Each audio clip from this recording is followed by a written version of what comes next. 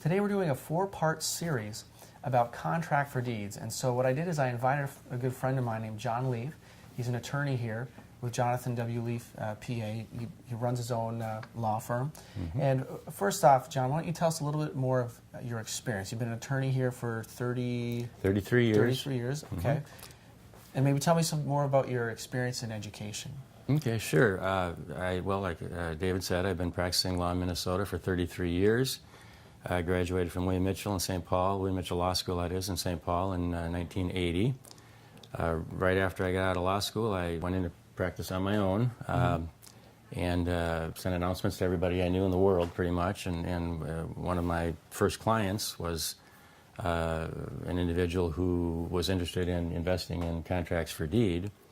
And through that particular client and other contacts that I made along the way, my practice in the early days evolved fairly quickly into a practice that was primarily involved real estate and contracts for deed, although in the early days, in the 1980s, I did everything else too. I did divorce, bankruptcy, criminal, personal injury, you name it, I did it. But gradually over the years, because you can't be a specialist in everything, my practice has evolved to a real estate, estate planning, and probate practice. Okay. And you're also a certified real estate law specialist, right? Certified real property law specialist, correct.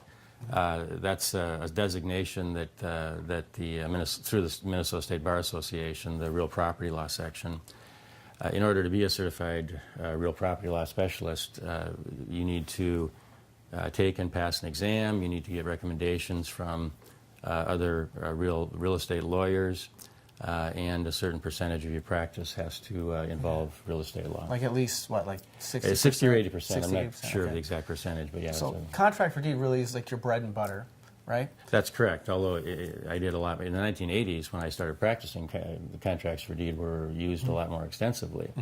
I think I've heard people say that as many as half the transactions in the 80s were contract for deed transactions, residential transactions.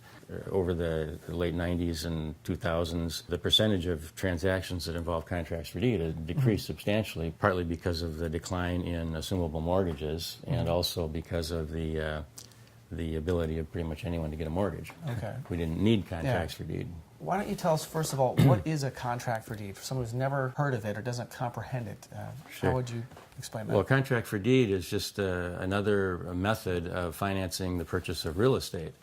It's similar to a mortgage in that, and a lot of people use them interchangeably because they're both ways to finance the purchase of real estate, but conceptually they're totally different. With a mortgage, everyone's familiar with buying a piece of real estate and taking out a mortgage. At the closing, the buyer gets a deed, but the mortgage is a lien on the real estate. With a contract for deed, the buyer does not get a deed. They sign a contract for deed so that when the contract is paid off, the buyer will get a deed at that time, which might be 3 or 5 or 7 or 10 years later, whatever it is. Until the buyer pays the contract off, the seller remains the legal owner of the property, which is not the case in a normal real estate transaction. So when people buy a home typically and they get a mortgage, what shows their ownership is a piece of paper that's called the deed, right? That's correct. And so if I'm buying a home with the bank, I get a loan, I buy my property, and they give me the deed at that time. That's correct. Right? Yep. But if I'm going to buy a house that you're selling, and you're the seller, and I'm purchasing on a contract for deed, I don't get the deed, right? That's correct. You have the deed, I make payments. You make payments to me over whatever the term of the contract is, and when you pay off the contract, when you pay me the full amount that was due on the contract, then I give you the deed.